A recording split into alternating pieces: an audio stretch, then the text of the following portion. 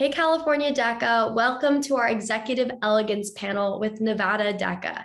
Could everyone please introduce themselves and your position? Hi, California Deca. I'm the Nevada Deca State President. Super thankful to Margot for letting us be here today, and we're excited to get going on this panel. Hi, California Deca. My name is Charlize Garcia, and I'm Nevada Deca's Vice President of Marketing, and I'm super excited to be here. Thank you so much for having me. Hi, everyone. My name is Ellsworth. I'm the Vice President of Leadership, and I'm also super excited to be here. Well, thank you guys all for taking this time out of your day. So my first question for all of you is, what does a typical year for Nevada Deca look like? Well, I mean, after the whole pandemic and everything, things have started to look a little bit different, but we're really excited to start coming back to our in-person conferences. We plan on hosting our State Career Development Conference in person, so we're really looking forward to being able to see all 2,000 plus of our members in person competing, and we're just really excited to get back into the swing of things. And we're also really excited to see our representation at ICDC this year. Well, we're all very excited to be back in person. It'll be amazing. We're connecting with all of our members. So what does Nevada Deca do to prepare for competition? So, of course, with any other state associations, we all want our members to succeed. And so we try to take as many steps as possible to really facilitate the competition preparation process for our members, because I know sometimes it can seem pretty intimidating, especially with incoming members. And so generally we have our VP of Career Development work on a lot of different programs and creating guides usually for each event, each cluster, in order to be able to just guide our members a little bit and sort of almost give them an introduction to just competition and what each event entails. And so that can come in many different forms. Some of our VP of Career Developments have done videos, some of them have just created guides, some of them have even done both, just to give members a couple of options. But overall, we just want to be able to just break it down to make it seem as simple as possible and show them that it's not really as intimidating as they might initially think it is.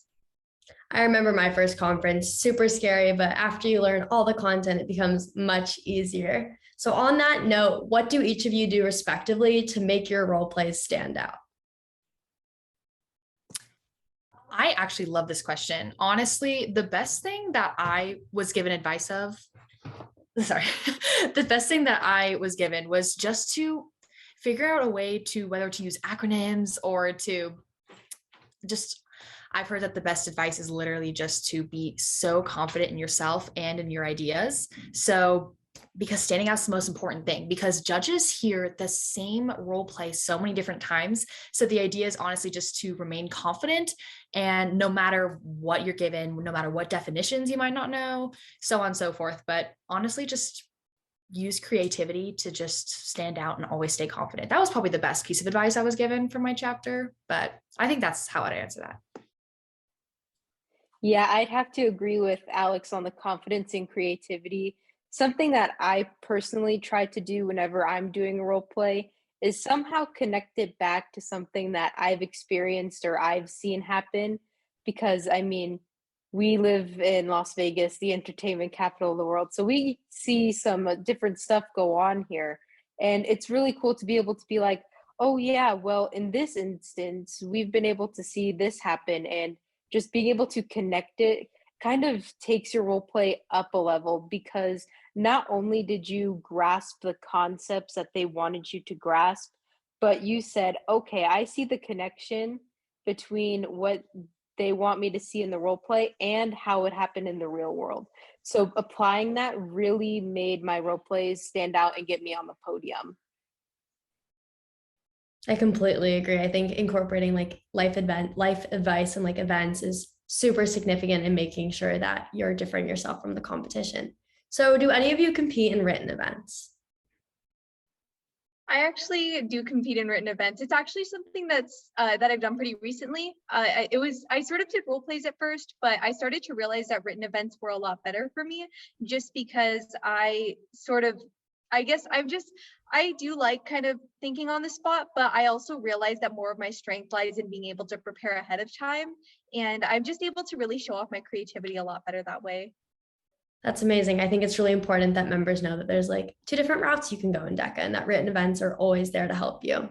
So when you guys are doing your role plays, how do you prepare for your exams for that part? Honestly, Quizlet has been my best friend in that end. Quizlets are just the Nevada DECA website. We have a ton of resources there for test prep and just being able to see practice role plays. And honestly, sometimes looking at practice role plays is so helpful just to kind of get an idea of the kinds of definitions I might want to know for my exam. So honestly, just using online resources because these are very similar role plays and very similar test questions that I'm going to see on my exam on a yearly basis. So honestly, just using the internet is so helpful, and also Nevada DECA resources. I completely agree. Quizlets are our saviors at DECA. So how do you guys make connections in business, whether that be at a DECA conference or in your everyday life? Well, we usually try to have some sort of event to bring DECA members together. I know personally, well, both of these two were there. We had a virtual community service event last year during the pandemic. Um, our former executive president of the DECA Inc. High School Division came and spoke. And even though we were all virtual and at our own homes, it was really nice to be able to still come together and give members that same networking opportunity that they would have had if it was in person as well. And I think that's going to be one of the biggest impacts of going back in person this year is being able to network in person, be like, hi, I'm so and so, what's your name? Just being able to get those in-person connections, I think is going to be a real difference maker this year. DECA connections are the best connections. So do any of you guys have job experience in the past or currently? What do you mean by so-and-so? Tell me a little bit about it. I've participated in a marketing internship. So what I've done is create posts for Facebook, LinkedIn, get some articles, try to promote the brand in every which way, reach out to people, and really just curate a schedule and just a style of posting for social media. I mean, considering how much of an influence social media has on today, I was able to use some of my little DECA tricks like, okay, well, acronyms, people like their acronyms. We can make something nice out of that. And kind of just going at each task as if it was a role play made it really easy to do because it was like, okay, well, I've done a role play before. That's not too tough. It's like, so if I do my tasks like this, then it shouldn't be that hard either. And I ended up putting out some really great posts for the business that it was for. So yeah, that's how DECA helped me in my internship. That's awesome. I have sort of a similar experience to Sophie. I'm currently the marketing intern for my business program, and so it's sort of also an unpaid internship. But I've also been able to really apply a lot of my skills from DECA, especially being vice president of marketing and competing in marketing events. I'm able to apply a lot of my creativity skills to making posts and creating. I'm in charge of creating polos and business and hoodies for the business program, just something to be able to excite the students and give them an opportunity to represent their program at the school that we go to. And so I've even had the opportunity to just talk with some companies. For example, we're actually going to be taking our students from the business program at my high school right now to some sort of location in Las Vegas, and they're going to go on a field trip and they're going to get to learn about the different inner workings of different businesses depending on where we go. And so that's involved a lot of communicating with personnel from different businesses just to see what location we can get and having to find charter buses to transport the students. And so it really takes a lot of even though I am the marketing intern, that part does take a lot of management skills. And so even though my main focus has been in marketing, just getting the skills from DECA to be able to have a voice and just have more confidence in being able to communicate with people has just helped a ton. And I probably wouldn't have even been able to talk to those people before DECA happened. Last March, I started a nonprofit to teach younger students, specifically like middle school students, about business and just of simple life skills, kind of get an idea of what mortgages are, taxes, all that stuff, just because no matter what career path you go into, you're going to see it. So it's just kind of to spread awareness and also kind of teach in a range where we're only a few years older than most of the students. So one thing about Deca that I really loved, especially being a state officer, is really figuring out how to get spread as much awareness as possible while also keeping everybody engaged. And from all I've learned from being a state officer and just from competing in Deca period, and also just being a chapter officer and learning how to appropriately spread awareness and also keep everyone engaged, because that's the whole idea. It really helped with running the nonprofit and kind of especially targeted towards the younger audience of just how to get everybody interested. So that's really been such a big part of it. And that's being a part of Deca just totally helped me get that experience of how to spread awareness and just to get everyone interested. You guys are so awesome. I love everything that you're doing. It's so cool. And I mean, so many kids are benefiting from it. So that's amazing.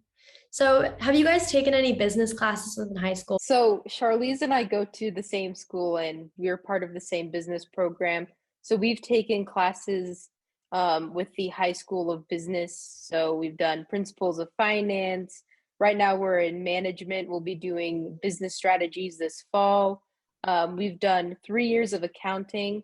And currently we are in the process of learning how to file income tax returns as part of the VITA TCE program. I'm the lead VITA intern. So right now we are teaching the entire class, like the tax law, the rules, and we're going to start going over some of the actual filing in the online software. So we've had so many experiences through business, from marketing to management and now taxes. Our business program has covered a huge part of the business world. Wow. That's crazy. That's a lot. I'm very impressed by that. You guys are like, it's crazy how much you guys are doing. So my second to last question for you guys is, what is the first thing you do when you get a role play prompt? I love this question because that's like the first thing that we were taught in my chapter, just because the first thing I was told to write down who I am, what I'm trying to do, and also who the judge is, whether they're the CEO of a company or they're somebody who's interviewing me, or if they are maybe a new employee that I have to teach. Just kind of get an idea of what I'm even doing in the first place before I even look at the indicators and all that. Just to, yeah, that's what I would do. So my method, I would say, it sounds kind of strange, but this is kind of how it makes the most sense to me. So the first thing I do is, well, first of all, I sort of read the role play and what it's about. But the first major thing I would do, I say, is I look at the performance indicators and I sort of think, okay, how can I sort of make like a script or a story out of this? Because for some reason, when I think of things as some sort of story, then it sort of works better for me. And so I think of each of the performance indicators as a little part of a story, and I try to put it all together into a way that makes sense. Because of course, the performance indicators aren't going to be put exactly in order of how you talk about them. So I kind of just try to do it in my own way. So that way I can just speak a lot more fluently to the judge, and it makes me overall sound a lot more confident and like I know what I'm talking about. So my last question for you guys, a little more casual. What is your favorite Deca memory?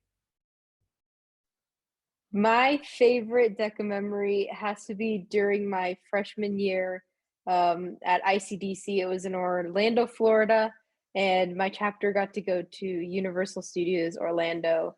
And I was one of the only freshmen, so I was like, oh my gosh, I don't know anyone. What am I going to do? And by the time I left, I had made 25 new best friends, some of which I still talk to this day. So I'm really grateful for being able to experience all of that ICDC experience. So I would say that my favorite Deca memory it's pretty small, but I would say it was definitely significant to what happened, to just everything that's happened since then. But I would say the very first time that I experienced the countdown at opening session, because I had never seen so many people in one room that were so excited about something. And it kind of confused me at first because I was like, oh, this is just a club. I don't really like, I don't know why everyone's so excited and pumped up. But as soon as that energy kind of flowed through the room, as soon as it hit the number one, then that was kind of when I started to get really excited. And that really just made the entire rest of the conference such a fun time. And after I left, just felt completely different about Deca. And I felt like it wasn't just meetings that I was going to anymore for a club. I realized that it was an organization of all of these people that are just aiming for the same thing. They just want to be able to be leaders and have a voice and make connections and achieve just all kinds of things. My favorite would also have to be my first SCDC, because I was the only freshman to compete in SCDC for my chapter. So at first I didn't really go in with many friends, if not any. So, and also I didn't know what I was getting myself into. I didn't exactly know what event I was getting myself into. And one thing that was so emphasized was, yes, we're there for competition, but the experience in and of itself is just so much more important. And it's honestly the main reason why so many people, including myself, stayed a part of Deca, for the experience and for the friendships and for the memories. And just we had this it was a Deca talent show, and just seeing how many people just signed up for it, doing the most random things or simple little talents that they were good at, was so fun, because everyone was just, it was optional. So everyone by choice got to be there. So I mean, so many people chose to go watch that talent show, and just, it was so fun just to see so many people have an absolute blast. And that was kind of just like, okay, this is what Deca is. This is what it can do. So that's probably my favorite memory. Oh, I love all of those stories. Well, thank you all so much for being here today. Well, today we are with Hector from Michigan Deca. Hector, could you tell us a little bit about yourself and your position in Deca? Yeah, of course. So my name's Hector. I'm from Michigan Deca. I'm the Vice President of Business Partnerships, and I'm glad to be here. So what does your position entail, Hector? Yeah, so my position, it's in Michigan, the way we do it, it's kind of like everyone partakes in a lot of activities. So although my badge says business partnerships, I don't really do a lot of that, right? I specialize in a lot of the social media campaigns that we do. I reach out with District 8, which is kind of my zone. And we do a lot of stuff regarding memberships or organizing conferences and stuff like that. That sounds great. So what does a typical year look like for Michigan Deca? Yeah, so this is my first year doing it, actually, so everything's kind of new to me. But as of now, so far, so first you have to campaign, right? And then if you win, then you become part of the state officer team. And the first thing we do is go through a lot of training. And actually one of them is this year we got to go to DC for SLC. That's where I met you. And then we get to do even more training for more districts. And we prepare for state conferences. We go to Power Trip, which is the one I just went to over in Boston. Shout out to the executive council team. And then, and as of right now, we're preparing for states. So yeah. That sounds great. So what does Michigan Deca do to prepare for competition? Yeah, so when right now, I'm not part of a chapter in my school, but back when I used to be a member competing, the way that Michigan Deca helps its members prepare, it's by doing a lot of practices, because we believe practice is the key to mastering things, right? Mm-hmm. So we do practice tests, we do practice role plays, we do practice even written events. We have a lot of exemplars that we can use for that. We also do a lot of talking to members that have already done Deca, and we kind of have this mentorship program, right, where we have older students prepare younger students to do better in their role plays and written events and other competitions. That all sounds amazing. So when you're competing in a conference, how do you prepare for a role play? What do you do to make your role play stand out? Yeah. So I've done a few role plays. I think the main way that you can really make a role play stand out is the way that you present it, right? No, not so much the content, because I feel there's going to be 100 people in that conferences, and the role play is going to be very similar for a lot of them. I think it's the same one or something like that. So they're all going to come up with very similar content. So coming up with extraordinary content is going to be hard, but coming up with an extraordinary way of presenting that content, I think that's where the winner and the really good separate from each other, right? So maybe just the way that you present the role play. So if you really get into that actress or actor form. So it's, if you're supposed to be the manager of marketing, then you really act like you're the manager of marketing, right? And whenever you're referring to any like things that you're talking about, you're refer to your team, your marketing team, you refer to your company. So you really do get into that like mindset of, you gotta act your play. So I know that you also compete in written events. Could you tell us a little bit about what it takes to create a written event, what your step-by-step process is, and how do you make your written event stand out from the rest? Yeah. So written events is what I specialize in. I've gone to ICDC a few times with those. And I remember the first time I did a written event, the exemplars that we used from our school from past winners helped a lot because they really detailed more like the content part of it. Because written events, I'm sure whoever's out there relates to this, written events are very hefty in content, right? We have to write 10 pages, 20 pages, of just words and words and words. So I think that in order to make a written event stand out, it's definitely like the visuals of the actual paper, right? Because that's that's like 60% of the whole grade. So really like the whole visuals, if you're going to use graphs, make them nice, make them yourself, because judges do know whenever you got like a visual from Google, right? Definitely make like, I always like making like the borders and the backgrounds of everything, because that's like where like quality is shown. And then of course the presentation, that's the other 40%. It's the same thing as a role play, right? You really have to be professional, act like you are the CEO of that company, like you really are presenting. For example, if you have like an independent business plan or anything that requires like entrepreneurship, really get into that like entrepreneur form, and present it that way. When you're presenting your written event, do you use visuals? Do you use like Google Slides or maybe even like a poster board? Yeah, right. I forgot about that. Yeah, so we use trifolds, right? Okay. Because slides and stuff like that, maybe sometimes the technology doesn't accommodate it, but definitely trifolds. And whatever you do with your trifolds, don't write too many words on them. Try to make it just like visuals, like maybe even just pictures, right? Or big words or big numbers, right? Numbers work very well. Maybe like percentages, profits, stuff like that. But yeah. So how do you prepare for an exam? I've taken very few exams, I've only taken a few practice ones, but definitely don't cram it, because cram it kills you. No matter how much you think you can learn it all in maybe like a couple of nights, definitely spread it out over like a couple of weeks, and don't stress it too much, because if you start stressing about it, then it all like kind of like spirals out of control.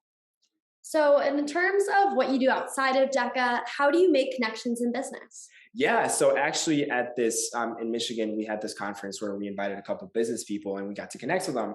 And first of all, LinkedIn, okay? If you don't have a LinkedIn, make one right now. Hear that, Deca members? Go make your LinkedIn. It's very important to make a LinkedIn because that's where all the professionals are at. That's like their social media, right?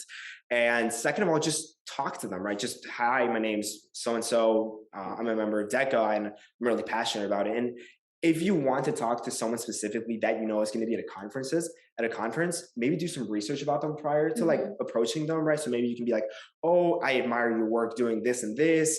It would like whatever. And then that way it shows to them that you care about what they do. And, they kind of hold you in this different regard.